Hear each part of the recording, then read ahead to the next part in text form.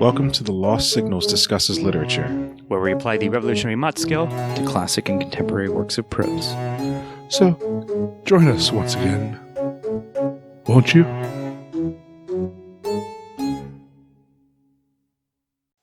Hello, and welcome back to another episode of the Lost Signals Reviews Literature. I have always been a vermin, and Jonathan Niemancer, here with Scott Thurlow. I've always had unsettling dreams. And Stephen Ramosi. And I've always had a ton of tiny little legs. And that's the most uncanny thing we'll talk about tonight. Anyway, we're doing some Kafkaesque shit in Franz Kafka's The Metamorphosis. Anyway, Scott, you said you had a log line for us? Yeah, I mean, clearly it's just a bug's life. Boo. Seems obvious, man. I preferred ants. That's too specific, you know. Yeah, it was a better movie. Anyway, on to the plot.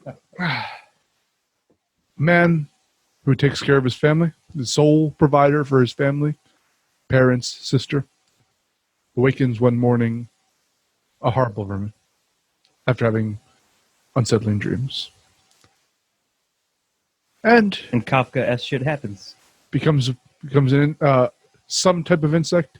It's supposed to be purposely vague, though Steve-O has a photo, which Kafka expressly asked no one to actually have photos of what the creature was to leave it up to I want to imagination. talk about that more in This depth. is an actual photo of the character from... So on behalf of Kafka, fuck off, you bureaucratic nightmare.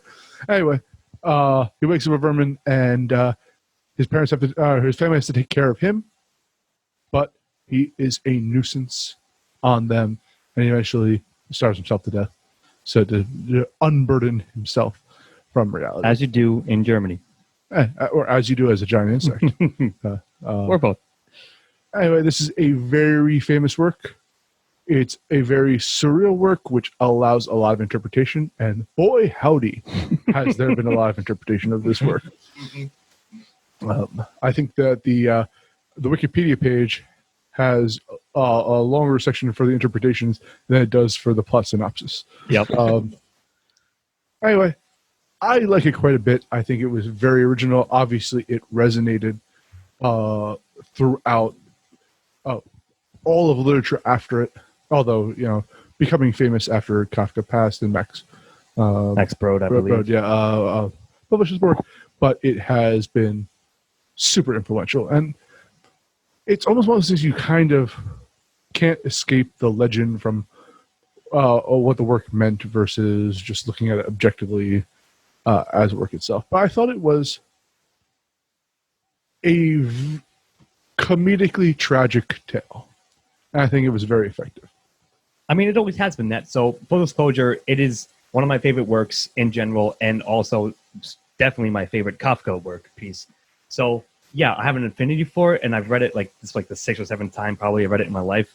And yeah, I like it. And you're right, its resonance has never really gone away. It's been parodied and also homaged as well, variously the scale of either comedy or seriousness. And yes, of course, it's, if you're going to point to something that's quintessentially Kafkaesque, which became its own term, he became his own thing as a writer. So yeah, I'm going to. I don't know if I want to definitely give it a 3. I want to. Certainly gets a 2. I think it sustained itself quite well. It's basically a novella. It's longer than a short story. It's 50 pages and change, something like that. But I mean, I can't escape the fact that it has had such an impact on literature and writers and so forth in general, and even mediums beyond that. It's been adapted to videos and so forth. I have an audio version of it even kicking around somewhere. So I'm just saying, yes, it created the template for this weird, uncomfortably surreal kind of stuff that has been done ever since. So maybe I guess I will stand with a 3, at least for now. And with that, what do you think, Steve-O? I think I'm all right with giving this a 3. I think that it has, I think it's strong in all the elements of what a story needs to have. not only the beginning, the middle, and the end stuff, but like, you know, it's got like that. It hits what it needs to in terms of the themes, like all throughout. Like it addresses kind of what the story is trying to do in every section of it. We'll say it's got the 1, 2, and 3. Right, it's cut up into little parts. Yeah, and I think all of those are strong in terms of what they're trying to do. I don't see myself not giving this a 3. I think that there's not a bunch that could be cut out of it without changing what the story is, and I think that all the parts that are in it are pretty strong in terms of storytelling. So I'm going to give it a 3. Well, to add to what Stephen just said, you're dealing with a reversal of fortune story in that it's not just the story of a man losing his surface identity and partly his inner identity as well. It's a person who requires those around him to play the role that he once played, but where he was willing to sacrifice for them, they were less willing to sacrifice for him, which goes into thematics, but they sure. all of the players in this have arcs for how they deal with the situation. And it's unfair at times because it is a tragedy, even though it's mass and comedy here and there. I think that it is a strong narrative for how these characters play out throughout it. Yeah, well said. I would agree, and I'm going to stick with my 3. All right. Now, Stephen, would you like to be wrong about what the themes are because no one can agree? Just throw your 2 cents into the ring anyway. Sure. I mean, there's the I guess I don't necessarily want to call it a surface theme, but like one of the more obvious themes is the what kind of what you just talked about. Like, right, this is a reversal of fortune where this man is taking care of his family. He's a younger man just out of the army, I believe, and has been moving his way up, like climbing the ranks and doing really well for himself. Specifically, he has been trying to do that just to take care of his family, and now that he has been taken out of the money-making fold, now I think the interesting thing is, like, towards the end, you realize that the family is actually doing pretty well for themselves, only because he's not their provider anymore, right? Like, so in terms of, it's interesting, like, you have the one person taking care of the whole family, and then when he is rendered unable to do so, you have the other 3 family members who all seem to do pretty well and perhaps even like overtake and do better than what he was doing, because there's 3 of them, right? And the sister is talented and beautiful and all that as well. Yeah. And she's allowed to like grow into what was becoming, even though his whole plan for her was to provide for her so that she could do that, right? Like, but she does it despite the fact that he's unable to. There's this like theme of like the impotence of I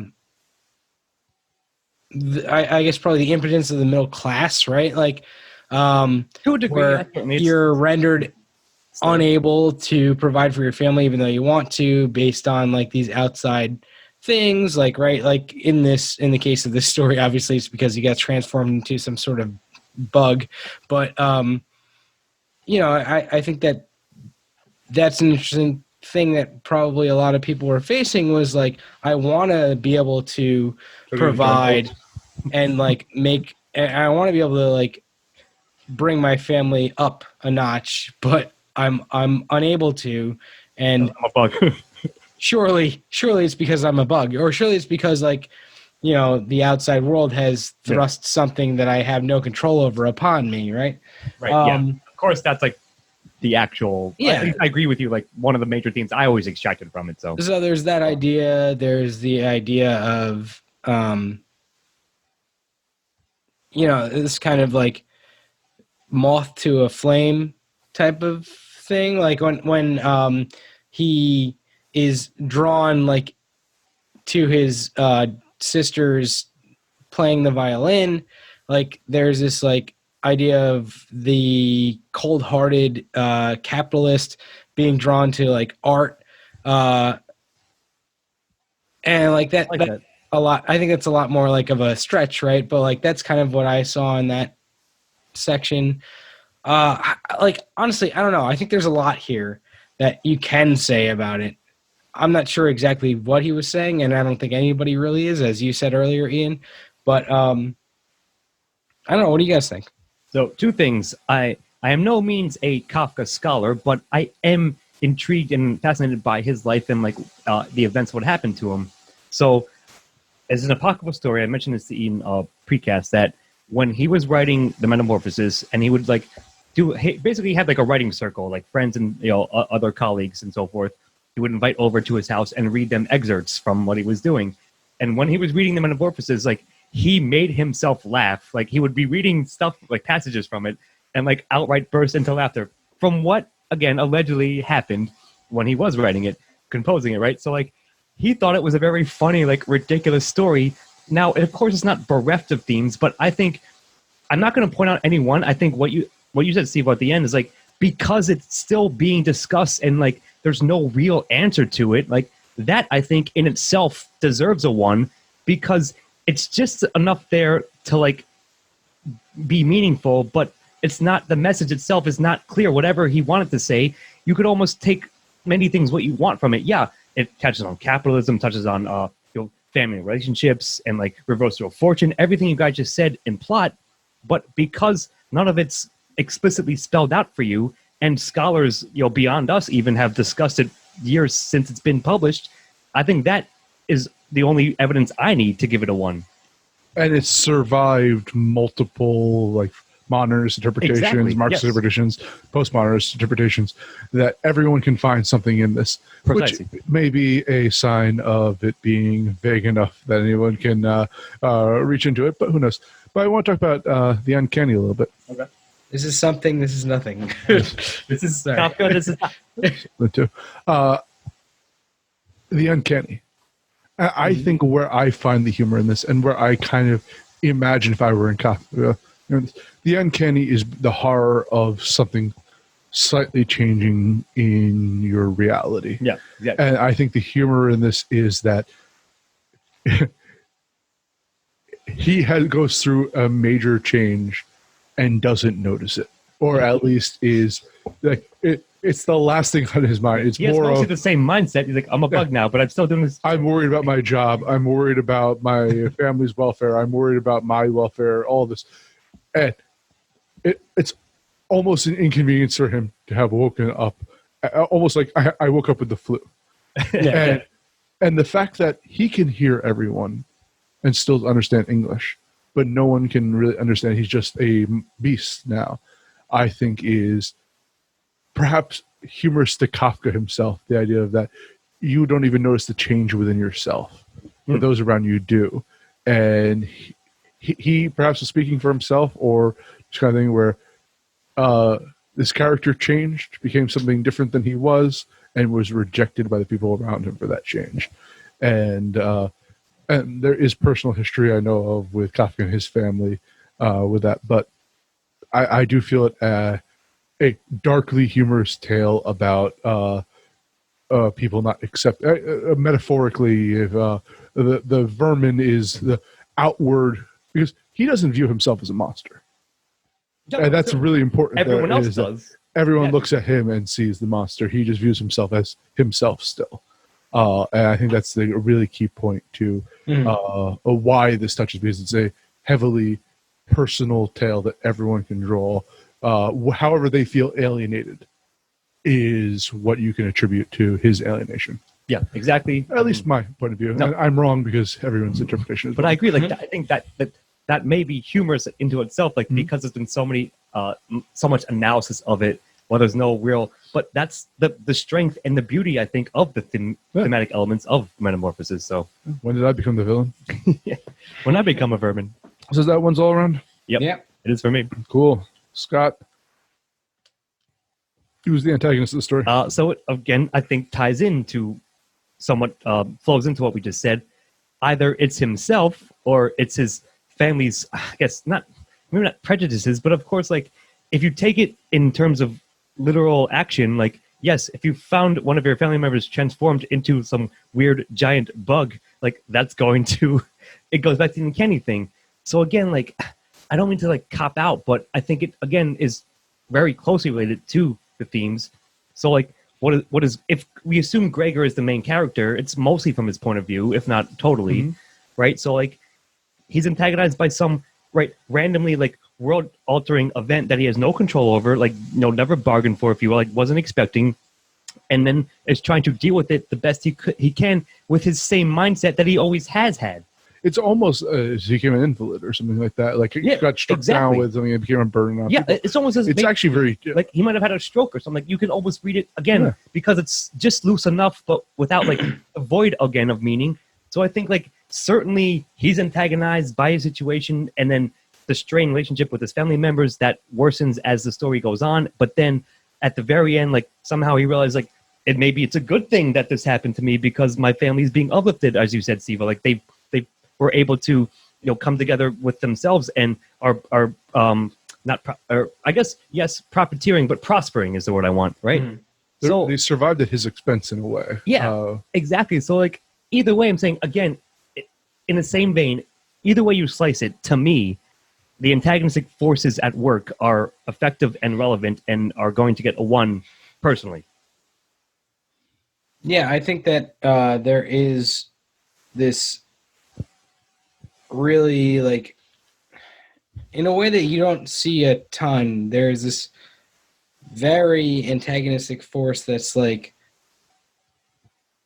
it's his family and anyone who sees him, really, but it's not them as people. It's like it's like the human reaction to something that is like disgusting or whatever, like, you know, like that makes them recoil in fear, and like that's what the antagonist is. It's like the human reaction to something that's unthinkable, or like to a transformation that's unthinkable, outside the norms in a way. Right. This is an extreme event. But I think one of the endearing things is that anything that's taboo, the norms are antagonistic towards the taboo. Mm-hmm. Yeah. No, I like that. I'm saying like that's why I think it works in a very broad way, but without being a cop out, without being cheap about it, I guess is what I want to say. It's not a Kafka out. Yes. Boo. Yeah. So I was just trying to brush past that. All right. Nice slip in there. Nice try, dude. Antagonist. I got you. Is that one's all around? Yeah. I think so. All right, and I'm on to protagonist. Gregor. I like the fact, I talked about him a bit prior to this, the fact that his tastes change, his living obviously changes, but he's still himself throughout all of this. Yeah. And I think that's really important, and why like he is true to himself as individual, regardless of the outward Whether he's a bug or not. appearances. Yeah. And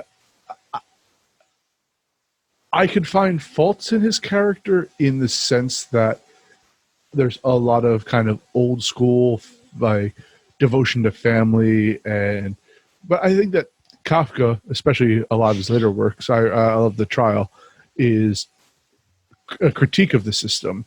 This is also a critique of the family unit and society in general. So he has to be an in-group member that is exiled from that to draw the contrast I think Kafka wants to draw. So for that, I'm giving it a 1. I mean, yes, like Gregor is a fairly sympathetic character. Like you get his mindset, you get like where he's coming from, right? And like you said, like It's weird because again, Kafka's able to like straddle that line where he has an arc, but he doesn't necessarily change in terms of his worldview. Like the worldview around him changes in a sense. Like it's really difficult and nebulous to describe, but nevertheless, I think he is an effective character. I don't think if anyone has an argument for him not being protagonist, that'd be weird to me. But yeah, like it works because it's just there enough. Like again, it's the words to describe it escape me at this point, like to do it justice. But what I can say is I do think it works within the story. I think the character as a protagonist himself does carry through, and you get at least enough of his insight and his internal, like, you know, his thinking, and then contrasted to the relationship with his family and with others who come see him. You know, his I think a coworker or two or whatever, like the clerk or one of you mentioned, right, shows up. But all I'm saying is, like, I'm giving protagonist A1 because Gregor carries through. Human Gregor and Bug Gregor, like, both are consistent and are interesting and intriguing and have depth to them. So Didn't really get to know human Gregor, you know? But I believe that the human Gregor, but you do because he has the same mindset as I'm saying. he has the same value system. Yes. Yeah.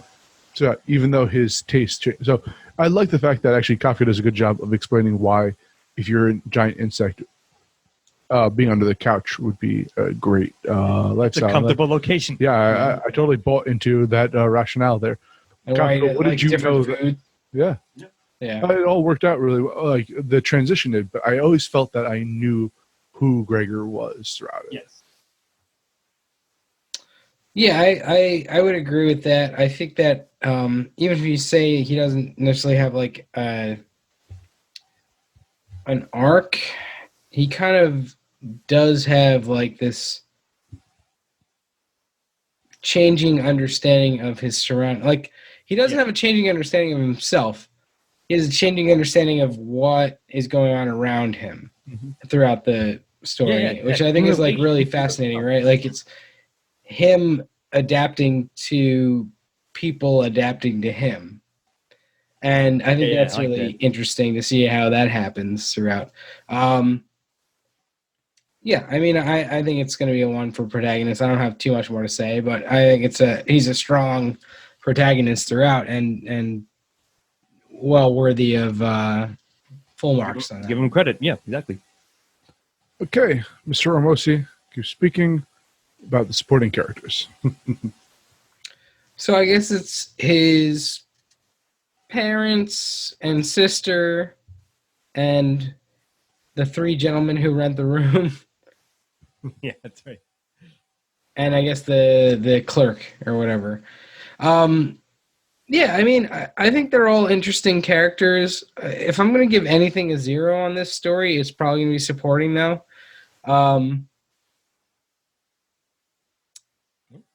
I think. Oh, I'm trying to think of like a you know, not that I disliked any of those characters, but actually, you know what?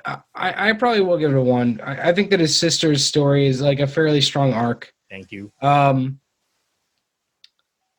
She goes through a full range of emotions about like how she feels about him, from like pity to hatred and everywhere in between. And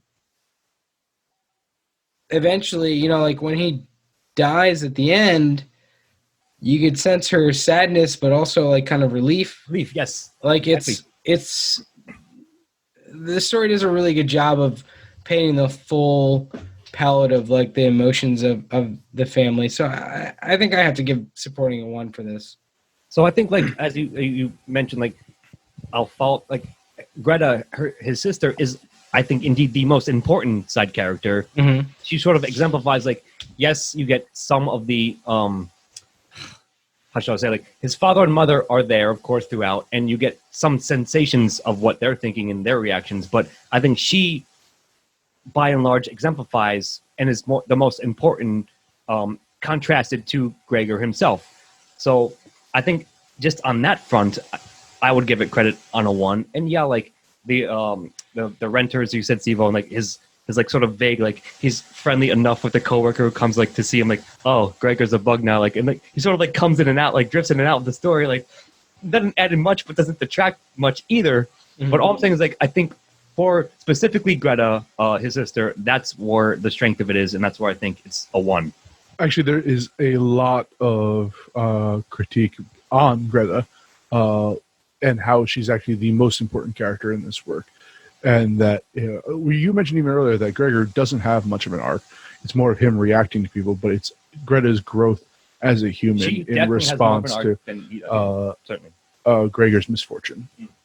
And yeah, it's I have to give it full marks for that. I think, like I said, that's my evidence, final thought, to give it a 1, and I think we're doing that as well. All right, Scotty, talk about dialogue. So it's funny, Steve, like, this is the one that I might be wavering on giving a 0 to. Like, if I was going to give a 0 to anything in the Metamorphosis, it might be dialogue, because it's fine. Like, it is not bad, of course, and it's not even stilted.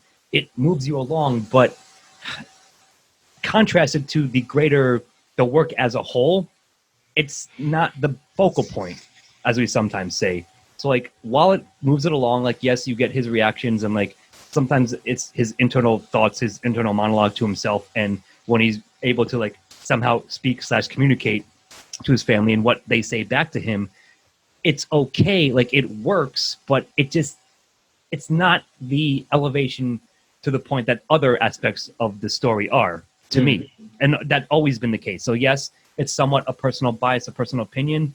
But again, I think if I had to point to the weakest part of the Metamorphosis, it might be dialogue. So I agree with you, especially considering other Kafka works, which I only know the trial, really. So, but the trial deals with absurdity not only in situation but in conversation. and interactions, yes. And this was almost just the situational absurdity, but no, where the dialogue was kind of straightforward. So I much might what I'm have to saying. say, yeah, no, but that's the buttress your point. Yep. Yeah, I've been trying, as long as we've been on this question, I've been trying to think of a saving grace for the dialogue. Not that it was bad, but like just like a memorable, like a really memorable thing came out of dialogue or something like that. You know, I don't think there's anything that really elevates it above that point. And I think you're right. If I'm going to give anything a 0, upon thinking about this again, I think that it's going to be dialogue. And since neither of you have given me any reason not to, I think I might give it a 0. I'll say one more thing. Like, the most famous and quotable things from the story are not the dialogue. Right. It's everything else we just talked about. So Right. So it's all around. one final piece to give it a 0, I think. So, Yeah. as you just said, the style of this work is very important to history and to literature.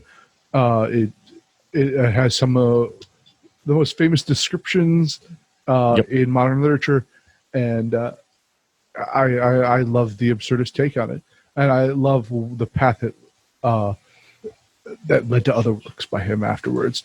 And I think that the style and the very fact that he didn't, as I mentioned, he didn't want a photo of it.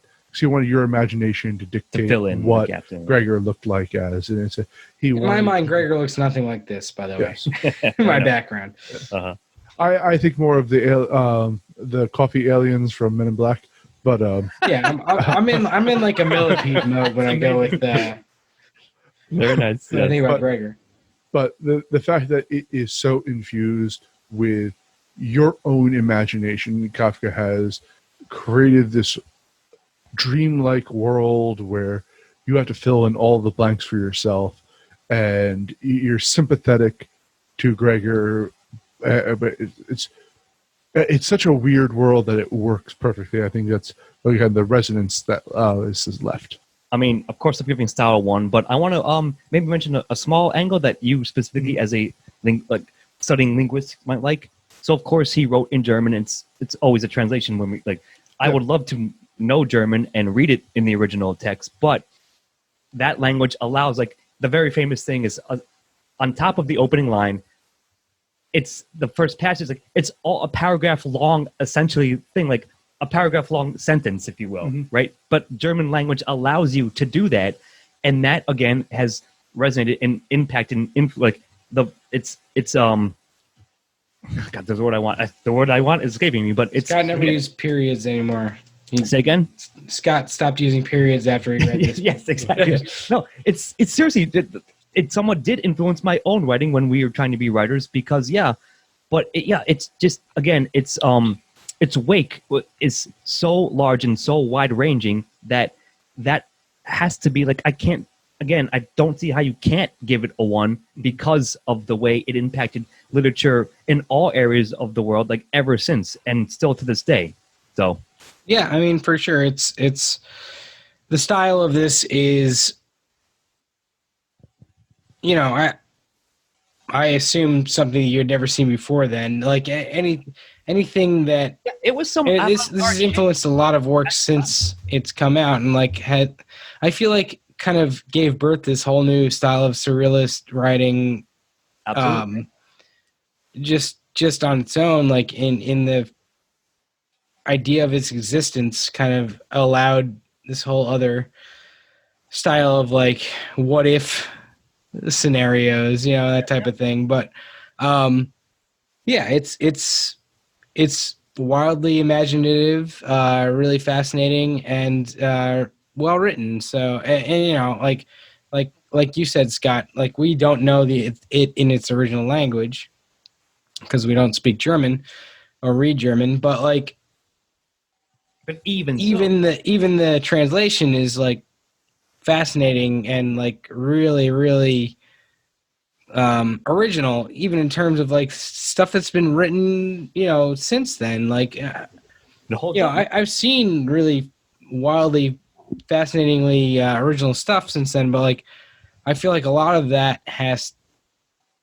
owes something owes a to this debt. story, right? Like, this is an origin of a lot of like really fascinating stuff, and I have to give it full credit for that. So that's a 1. I have one other point to make that I think is kind of fascinating, is that I love everything I've read by Kafka. Kafka is notoriously hard to translate to video. I believe, was it Orson Welles who did the trial? Which is, I saw. It's okay. But it doesn't capture the...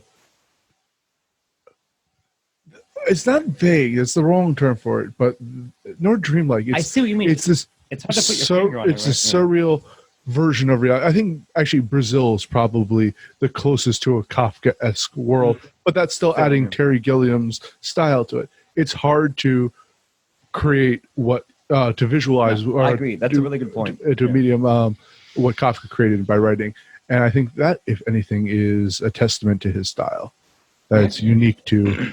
No, I agree. And so, like, I'll just add on a bit because that I like that angle. So, yes, it's because it goes back to the even the Vermin translation, like that term, right? You're supposed to fill in the gap. So, like, when it's visually presented to you, your imagination is now no longer doing the work, and it loses something in trying to make that realized in a sense. Then you just reading it, and then your mind is like, again, filling in all the gaps that Kafka wants you to fill in. So, yeah, good call, good point. Yeah. Still want the style, though. Okay. Stephen, do you recommend this work? Yeah, I recommend it. It's definitely well worth a read. It's, you know, it's this is, I you know what? I'm not entirely certain. I feel like I've read this, or at least part of it, years ago, maybe in college or something. Pretty standard college thing, if you know, for the most part, it used to be. But I'm glad that I read it.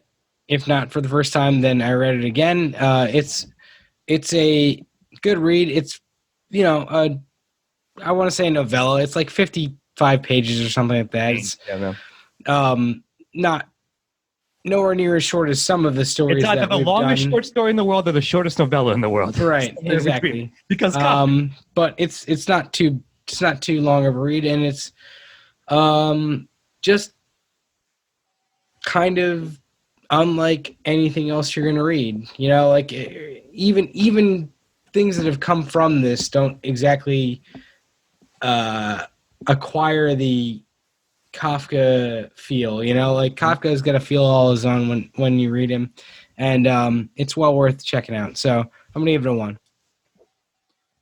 I do recommend this. I like the trial better, but I think this is an important read.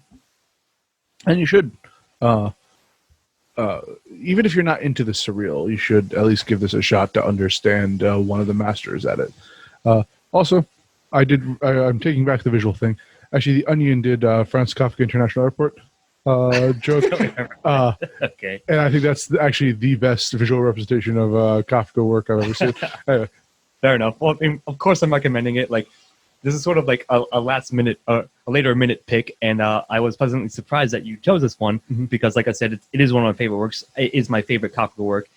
I like the trial quite a bit, but secondarily to this, and yes, I do recommend it because of the very fact of, just to sort of summarize that what we said, its influence can't not be overstated. And even if you read something, if you never read Kafka, you probably read something that was influenced by him. And I would bet within that, almost specifically, probably the Metamorphosis itself. So, yeah. And again, it's not yet. It's longer, right, Steve-O? Sure. But it's still very readable within an hour or two or whatever, like depending on your reading speed. But it's very doable, very consumable, if you will. And yeah, it is one of the most important literary works, I think, of perhaps ever, but certainly of the modern age in a very broad sense. So absolutely, if you haven't read it, and even if you have, like me, like read it again because it still holds up. And if you ever hated being stuck at the DMV or any bureaucratic thing, Yeah, Kafka's the person for you. he's the one for you. Exactly. That's the dude. Yep. All right. So Well, what we got there. this leaves us with a 9 overall. We all give it 9s. Basically said that although this work is great, the dialogue isn't equal to other works by Kafka, or it's kind of the more fledgling aspect of this Exactly. work. It is not a perfect work, but it is damn strong. And 9 is, I think, is perfectly good score. All right. Well, unless anyone has anything else to say, I have been Jonathan Ian Manser, and this shit is Kafkaesque. Here with Scott Thurlow. I'm going to go turn into a vermin myself. See you next time. And Steven Ramosi. Just unintelligible animal sounds. Goodbye. We'll insert that in post. Thanks for joining us as always. See you next time.